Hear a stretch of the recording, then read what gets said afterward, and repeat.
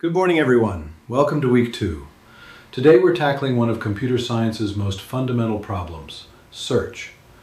Imagine you have millions of records and you need to find just one specific piece of data. How do you do it efficiently? Today we'll explore different search algorithms in Python and learn how to efficiently filter data in SQL databases. By the end of this session, you'll understand why some searches take milliseconds while others take minutes. Let's dive in. We have a packed 3-hour session today. We'll start with a quick 20-minute warm-up reviewing last week's concepts and take a short quiz to activate your knowledge. Then we'll spend 55 minutes diving deep into Python search algorithms. We'll write code together, test it, and analyze performance. After a well-deserved 15-minute break, we'll switch gears to SQL and spend 70 minutes mastering the WHERE clause for data filtering. Finally, we'll wrap up with a summary and assign homework that will reinforce everything we've learned. Sound good? Let's get started. Let's quickly refresh our memory from last week. Who can tell me the difference between RAM and disk? Right, RAM is fast but volatile, meaning it loses data when you power off. Disk is slower but persistent. We also learned about list operations in Python. Remember why append is fast? Because it adds to the end. No need to shift elements. But insert in the middle is slow because we have to move all subsequent elements. Then we covered big O notation, our way of measuring algorithm efficiency. O1 means constant time, super fast regardless of data size. ON means linear time. As data grows, time grows proportionally. And we started SQL basics with select and from. Now let's test if you really remember this. Now let's talk about today's main challenge. Imagine you're managing an e-commerce site like Amazon. Your database contains 1 million products, phones, laptops, books, everything. A customer types iPhone 15 into the search bar and hits enter. What happens next? How does your system find that one product among a million? The naive approach is to start from the beginning and check each product. Is this one iPhone 15? No. Next one? No. Keep going. But what if iPhone 15 happens to be the millionth product? You'd have to check all 999,999 products before finding it. That's absurdly slow. Your customer would wait seconds, maybe minutes. They'd leave your site and go to a competitor. This is the search problem, and today we're going to solve it with 2 different approaches. One simple but slow, one clever and lightning fast. Let's start with the simplest search method, linear search. The logic is almost childishly simple. Start at the beginning and check each item one by one until you find what you're looking for. Imagine you have a row of boxes, each containing a number. You're searching for 42. What do? Open the first box. Is it 42? No. Open the second box. Is it 42? No. Third box, and so on. Either you find it or you reach the last box and realize it doesn't exist. This is linear search. In Python, it's incredibly easy to implement with a simple for loop. The word linear means we're checking items in a line, one after another. No tricks, no shortcuts. It's guaranteed to work on any data, sorted or unsorted, doesn't matter. But as we'll see, this simplicity comes at a cost.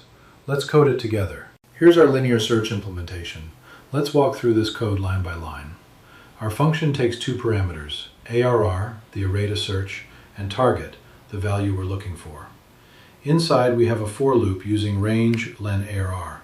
This creates indices from 0 to the length of the array. For each index I, we check, is ARR I equal to our target? If yes, we immediately return I. We found it. Notice we return the index, not the value itself, because the caller already knows the value they're searching for. They want to know where it is. If the loop completes without finding anything, we return -1. Why -1? It's a programming convention meaning not found. Since valid indices are 0 and positive, -1 clearly indicates failure. Now let's test it. We have a products list with 5 items. We search for iPhone 15. The function will check. Index 0, Samsung? No. Index 1, iPhone 14? No. Index 2, Xiaomi? No. Index 3, iPhone 15? Yes. Returns 3. But look at the second test. We search for Nokia 3310, which doesn't exist in the list. The function checks all 5 items, finds nothing, returns -1. The code works perfectly. Now let's analyze performance. Best case scenario. What if the item you're searching for happens to be the very first element? You get incredibly lucky. Just one comparison, you're done. But we can't rely on luck. Average case. Statistically, the target element is somewhere in the middle of the array, so you'll check about half the elements, n over 2 steps. Still pretty slow. Worst case, and this is what we really care about in algorithm analysis. What if the target is the very last element? Or worse, what if it doesn't exist in the array at all? You have to check every single element, all n of them. This is why we say linear search has O of n complexity, big O of n. What does this mean in practice? Look at this table. If you have 1,000 products, worst case is 1,000 checks. Okay, computers are fast, no problem. But scale up to 1 million products. Now you need 1 million checks. That starts to hurt. Scale to 1 billion, you're waiting a long time. The relationship is linear. Double the data, double the time. 10 times the data, 10 times the time. This is a serious scalability problem. We need something better. Linear search works, but it's slow. Can we do better? Absolutely. Enter binary search, one of computer science's most elegant algorithms. But first, a critical warning. Binary search only works on sorted data. I'm going to repeat that because students forget it all the time. The array must be sorted. If your data is random, binary search will give you wrong answers. Why sorted? You'll see in a moment. Think about a phone book. Those thick books with everyone's names and numbers. Imagine you're looking for Maria Martinez. Do you start at page 1 with Aaron Aardvark? Of course not. You know M is in the middle somewhere. You open the book roughly in the middle. Let's say you land on L, Leonard, Lewis, etc. Is M before or after L? After. So you immediately know Maria Martinez is not in the left half of the book. You can ignore those hundreds of pages completely. You focus on the right half. Now you take that right half and open its middle. You land on P, Parker, Peterson. Is M before or after P? Before. So now you eliminate the right portion. See the pattern? Each time you make a comparison, you eliminate half of the remaining data. This is exponentially faster than linear search. Let me give you another analogy, number guessing game. I'm thinking of a number between 1 and 100. What's your first guess? If you're smart, you say 50. Why? Because no matter if I say higher or lower, you've just eliminated half the possibilities. That's binary search. Let's see binary search in action with a concrete example. Here's our sorted array with 11 elements. We're searching for 23. We start by defining 3 pointers. Low starts at index 0, high starts at the last index 10, and mid is calculated as the middle. Mid equals 0 plus 10 divided by 2, which is 5. We look at R5. It's 23. We found it immediately. That was lucky. But let's do a more realistic example. Search for 67. Step 1.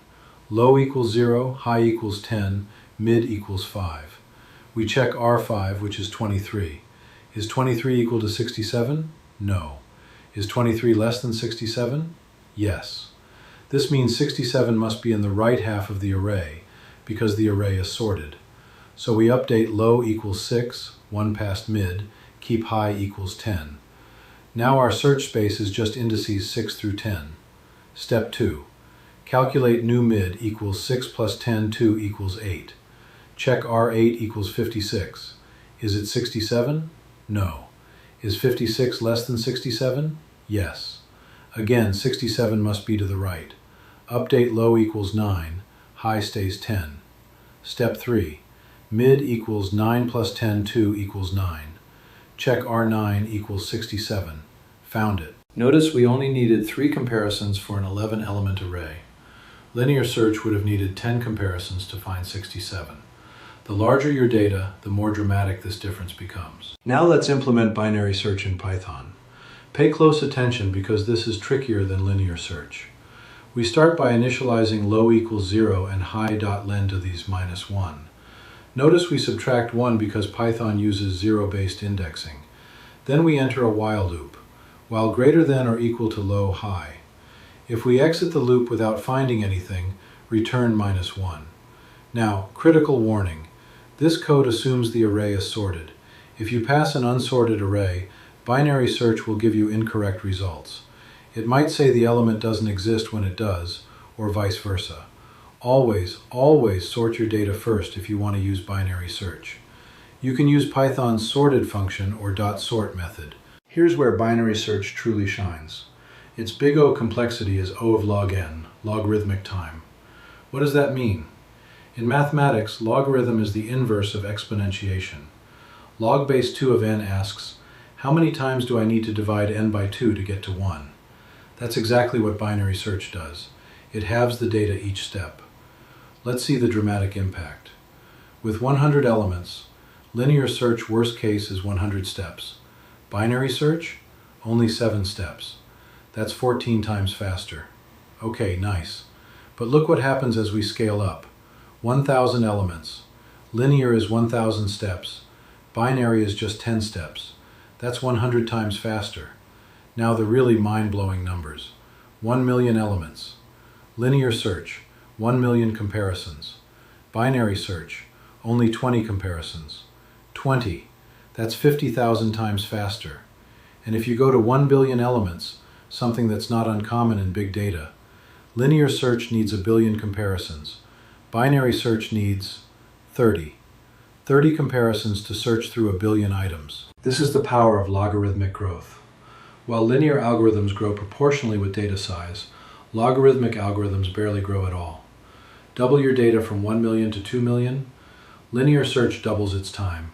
Binary search, it needs just one extra step. This is why binary search is fundamental to computer science. Every time you use Google, every time you search a database, some form of binary search is working behind the scenes. Let's put these two algorithms side by side and understand when to use each.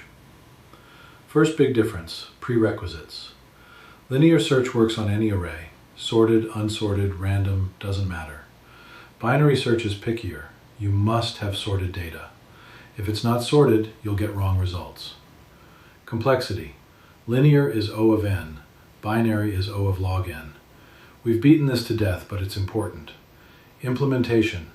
Linear search is dead simple, 5 lines of code. A beginner can write it on day 1. Binary search is trickier. You need to understand the low, high, mid pointer logic.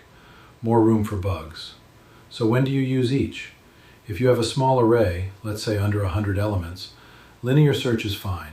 It's simple, and the performance difference is negligible. Also, if your data is unsorted and you only need to search once, just use linear search. Sorting takes time too. But if you have a large data set that you'll search repeatedly, like a product database searched thousands of times per day, sort it once, then use binary search for every query.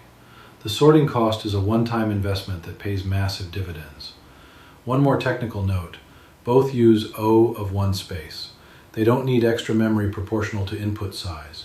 So memory isn't a differentiator here. So far today we've been working in Python, searching through arrays and memory. Now we're going to tackle the same fundamental problem, finding specific data, but in a different context, databases. Instead of Python lists, we'll work with SQL tables. Instead of loops and if statements, we'll use the WHERE clause. The beautiful thing about SQL is that it's declarative. In Python, we had to tell the computer exactly how to search. Loop through this, compare that. In SQL, we just tell the system what we want, and the database engine figures out the optimal way to find it. Let's dive in. Before we start filtering, we need data.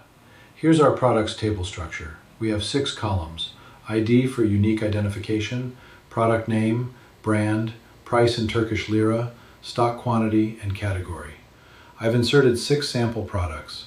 Notice we have a mix of brands, Apple, Samsung, Logitech, different price ranges from 450 T-letter for a book to 52,999 T-letter for an iPhone, and some products have 0 stock. They're sold out. This diversity is intentional. It gives us interesting data to filter. In a real e-commerce system, you'd have thousands or millions of products, but these 6 are enough to learn the concepts. Run this create and insert script in your SQL environment so you have the same data I do. We'll be writing queries against this table for the next hour. The WHERE clause is SQL's filtering mechanism. The syntax is simple. Select what columns you want, from which table, where certain conditions are true. Think of where as an if statement that gets applied to every row. For each row, SQL evaluates your condition. If true, include that row in results. If false, skip it. Let's look at this example.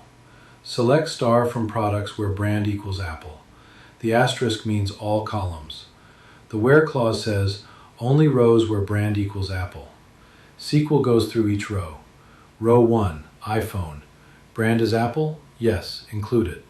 Row 2, Samsung. Brand is Apple? No, skip it. Row 3, MacBook. Brand is Apple? Yes, include it. Row 4, Logitech. No.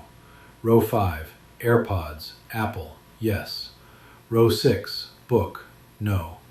Result, 3 rows, all Apple products. Notice we use a single equals sign in SQL, not double like Python. Also, string comparison is case-sensitive in some databases, case-insensitive in others. Generally, wrap strings in single quotes. Now let's explore different types of conditions. SQL supports all the standard comparison operators you'd expect. Equals, not equals, which can be written as either not equal or dash, their equivalent. Greater than, less than, and the or equal variants. These work on numbers, strings, and dates. Let's see examples. First query, where price 50,000? This finds expensive products over 50,000 lira. Which products qualify? Only the iPhone 15 Pro at 52,999. The MacBook is 42,999. Close, but not quite. Notice we're selecting only product name and price columns. You don't have to select everything. Second query, where brand not equal Apple? This gives us everything except Apple products. Results would be Samsung, Logitech, and the book. Third query, where stock equals 10. The equals means 10 or more. This finds products we have good inventory of. iPhone, 15 units, Logitech mouse, 25 units, and the book, 12 units, qualify. The Samsung only has 8, so it's excluded. AirPods and MacBook have 0, definitely excluded. These simple comparisons are the building blocks. Next, we'll combine them. Real-world queries rarely use just one condition. Usually you need multiple criteria. That's where and or come in. And means both conditions must be true. Or means at least one condition must be true. Let's examine the and example, where brand equals Apple and stock 0. This says I want Apple products, but only if they're in stock. Let's check each product. iPhone, Apple, yes. Stock 0, yes, 15 units. Both true, included. MacBook, Apple, yes. Stock 0, no, 0 stock. One condition failed, excluded. AirPods, same as MacBook, 0 stock. Result, only the iPhone qualifies. Now the or example, where brand equals Samsung or price 10,000. This says, give me Samsung products or anything cheap, or both. Samsung S24, Samsung, yes. First condition satisfied, included. We don't even need to check the price. iPhone, Samsung, no. Price 10,000, no. 52,999. Both false, exclude. MacBook, Samsung, no. Cheap, no. 42,999. Exclude. Logitech, not Samsung, but 2,499 is under 10K. Include. AirPods, not Samsung, but 9,999 is under 10K. Include. Book, 450 is cheap. Include. See the difference? And is restrictive, it narrows results. Or is expansive, it broadens results. You can combine multiple ands and ors, but be careful with precedence. Here's a trap that catches many beginners. Operator precedence. In SQL, and has higher precedence than or. This means and gets evaluated first, which can lead to unexpected results. Look at this query, where brand equals Apple or brand equals Samsung and price 40,000. What do you think this returns? You might read it as Apple or Samsung and expensive, meaning you want either brand but only expensive ones. Wrong. SQL reads it as Apple any price or Samsung and expensive. So you'd get all Apple products regardless of price, plus only expensive Samsungs. The cheap AirPods would be included, but a cheap hypothetical Samsung wouldn't. This is probably not what you wanted.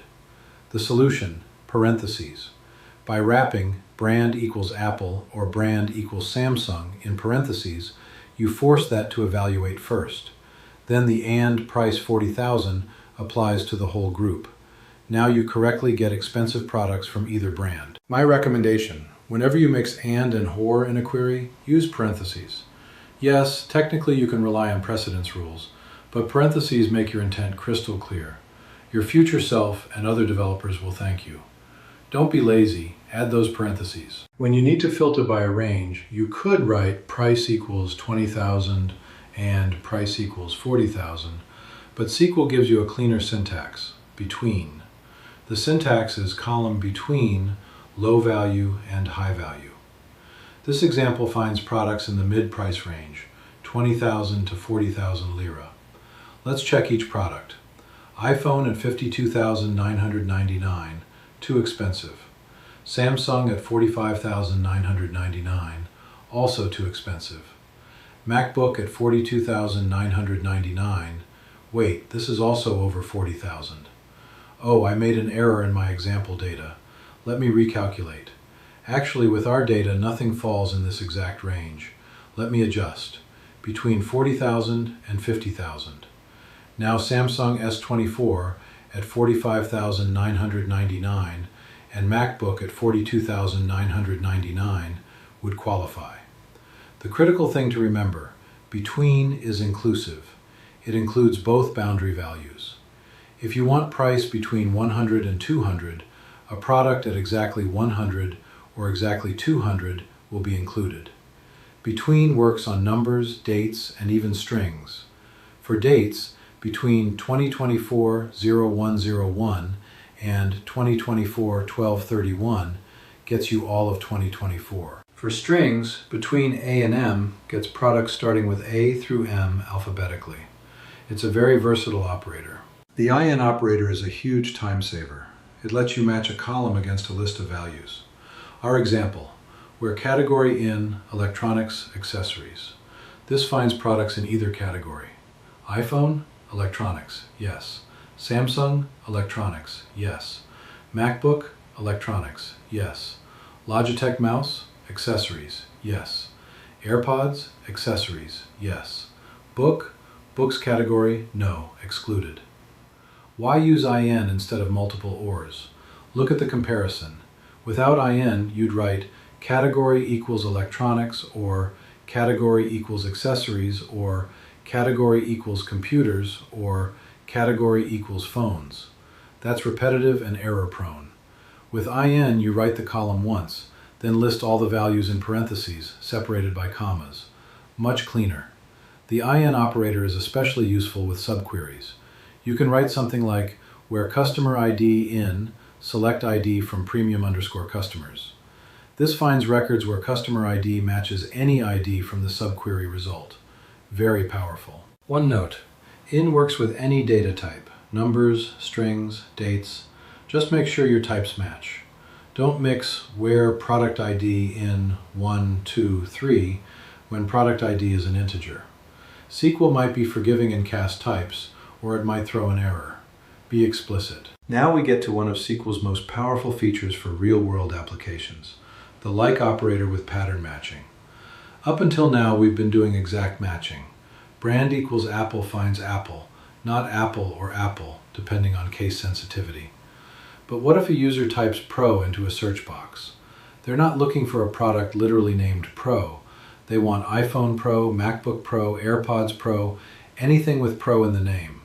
This is called pattern matching, and like is how we do it in SQL. Like uses special wildcard characters. The most important is the %sign, %. This matches 0 or more characters of any kind. It's incredibly flexible. The second wildcard is underscore. This matches exactly one character, whatever it is. We'll see examples of both on the next slides. Why is this so important? Because like is the foundation of every search feature you use online. When you search Amazon, Google Shopping, or any e-commerce site, behind the scenes, SQL is using like clauses. It's the difference between a useless exact match search and a helpful fuzzy search.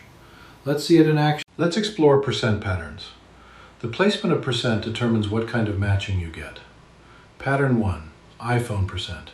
This means starts with iPhone, followed by anything or nothing. The percent is at the end, so it matches products whose names begin with iPhone. iPhone 15 Pro? Yes, starts with iPhone. iPhone SE? Yes. But Apple iPhone 14? No, because it starts with Apple, not iPhone. The word iPhone has to be at the very beginning. Pattern 2, percent Pro. Percent at the beginning, Pro at the end. This finds products whose names end with Pro. iPhone 15 Pro? Yes. MacBook Pro 16? Yes. ProBook? No. Pro is at the start, not the end.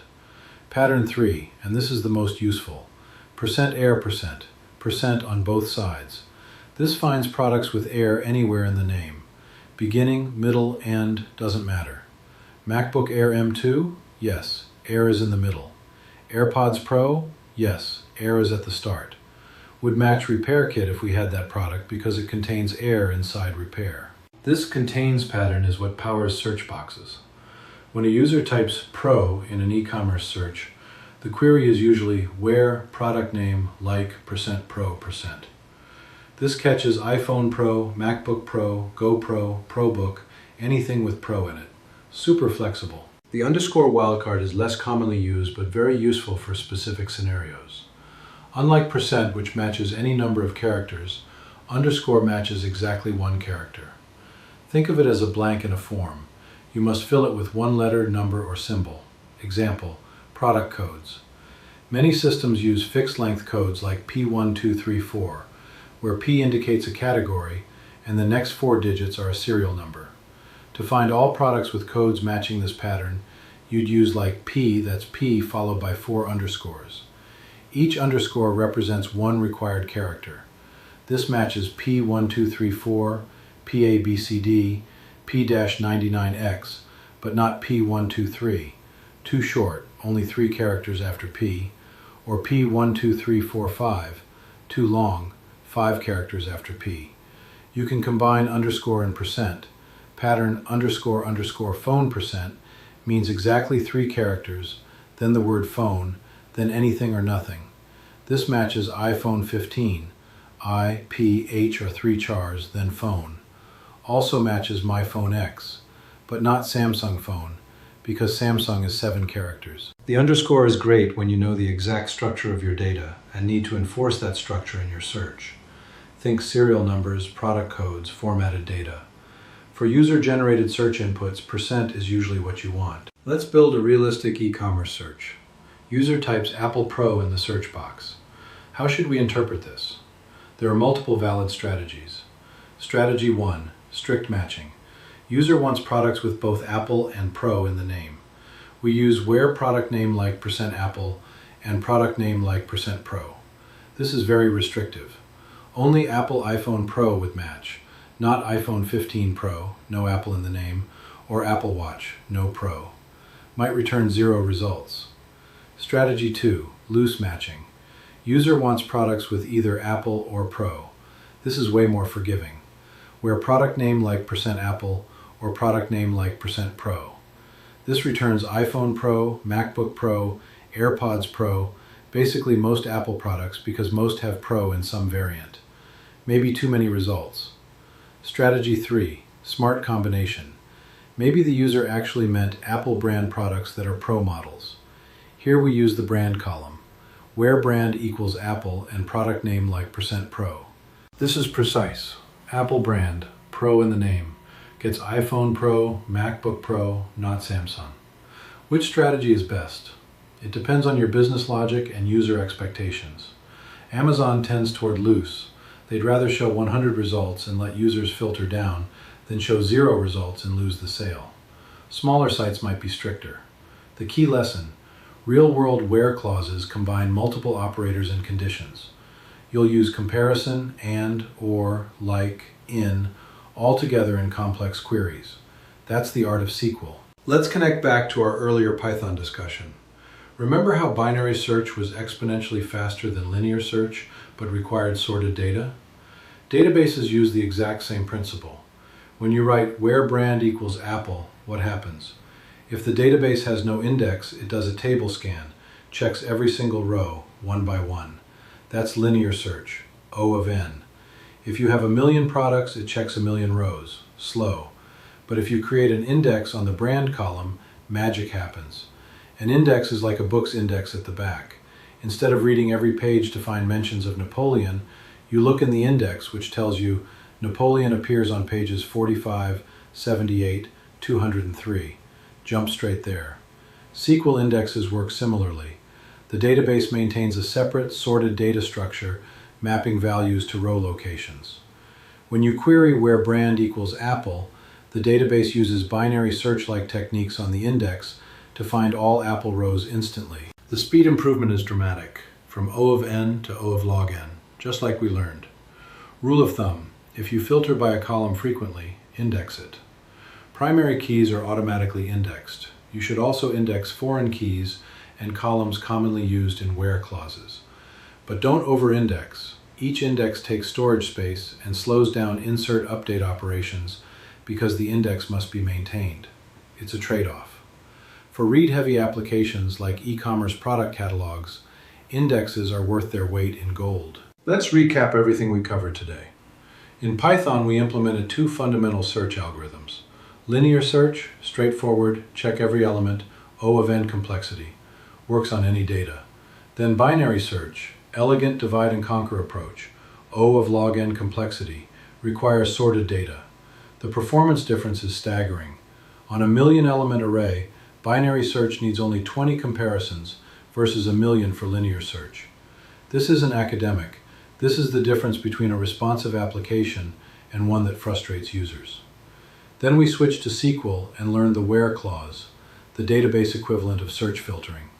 We covered comparison operators for numeric and string filtering, logical operators and OR for combining conditions, between for ranges, in for matching against lists, and like for powerful pattern matching with wildcards. These operators are your toolkit for extracting exactly the data you need from massive databases. The unifying theme. As data scales, naive approaches break down. You must understand algorithmic complexity and use the right tools. Whether it's binary search in Python or indexed where clauses in SQL, smart data structures and algorithms make all the difference. Before we move to homework, let's talk about common mistakes I see students make. In Python binary search, the #1 error is using it on unsorted data. Binary search requires sorted input. If you pass an unsorted array, you'll get wrong results. Sometimes it'll say an element doesn't exist when it does. Always sort first. Second mistake, forgetting to return -1 when the element isn't found. Your function should have a clear not found signal. Third, off by 1 errors in the binary search loop logic. If you set low equals mid instead of low equals mid plus 1, you can get stuck in infinite loops. In SQL, forgetting quotes around string values is common. Brand equals Apple without quotes will cause an error. SQL thinks Apple is a column name. Always use single quotes for strings. Second SQL mistake, mixing and or without parentheses. We beat this to death earlier, but it bears repeating because it causes subtle bugs. Third, using equals when you need like. If you do brand equals app, you won't match Apple. You need brand like app% for partial matching. Finally, like can be case sensitive or case insensitive depending on your database configuration. In MySQL, it's usually case insensitive. In PostgreSQL, it's sensitive. Test your assumptions. Pro tip, always test with small, simple data first. Get it working on 5 rows before you try 5,000,000. Your first homework assignment is a Python performance experiment. I want you to see the dramatic difference between linear and binary search with your own eyes. Here's what you'll do. First, create a massive sorted list of 1,000,000 numbers. Just use range 1/100,001 and convert to a list. Pick a number to search for, maybe 987,654, or roll a die for randomness. Then implement both search functions we wrote today. Import Python's time module and measure how long each search takes. Use time.time before and after the search. Subtract to get elapsed time. You should see linear search taking several milliseconds or more, while binary search completes in microseconds. The difference will be massive. Then write a paragraph explaining why. Use the big O notation we learned. Something like, linear search has O of n complexity, meaning it must check up to n elements in the worst case. With 1 million elements, this requires up to 1 million comparisons. Binary search has O of log n complexity, halving the search space each step. For 1 million elements, only about 20 comparisons are needed. This is why binary search was X milliseconds faster. Bonus challenge. Create a graph showing how times scale with different array sizes. This will really drive home the exponential difference. Your second homework is SQL practice. I've given you 4 scenarios that mirror real e-commerce needs. Query 1 is straightforward. Find out of stock items. This is something a warehouse manager needs daily. Simple where clause with stock equals 0. Select product name and brand. Query 2 combines multiple conditions. Price range and brand exclusion. You'll need between and probably a not equal or not operator. This simulates show me mid-range products but exclude the expensive Apple stuff. Query 3 tests your like skills. You need products starting with iPhone or starting with Samsung. Remember, starts with means the pattern is iPhone % and Samsung %. You'll need or to combine them. Query 4 is the most complex. It combines in for multiple brands and introduces column arithmetic. You need to calculate price times 1.20 for the VAT. SQL lets you do math in select. Use as to give the calculated column an alias. Price times 1.20 as taxed under price. When you submit, I want a .SQL file with all 4 queries, properly commented. Test them on the products table we used in class to make sure they return sensible results. This will solidify your where clause knowledge. Before we wrap up, let's look ahead to next week. Today we learned how to filter data, pull out exactly what we need using where clauses. But when you get a result set, it's often unordered chaos. Next week we'll learn order by to sort results in meaningful ways. Want products by price, low to high? Order by price ASC, high to low, DESC. We'll also cover group by, which is incredibly powerful. This lets you aggregate data, count products per brand, calculate average price per category, sum total inventory. Essential for reporting and analytics. We'll also dive deeper into data types. How do you work with dates in SQL? How do you extract parts of strings? Format numbers? All next week. This builds directly on what we learned today. Filtering is step 1, organizing and analyzing is step 2. Oh, and don't forget, homework is due Friday at 11:59 p.m. That's both the Python benchmark and the SQL queries. Start early. Don't wait until Friday evening. Any questions before we close?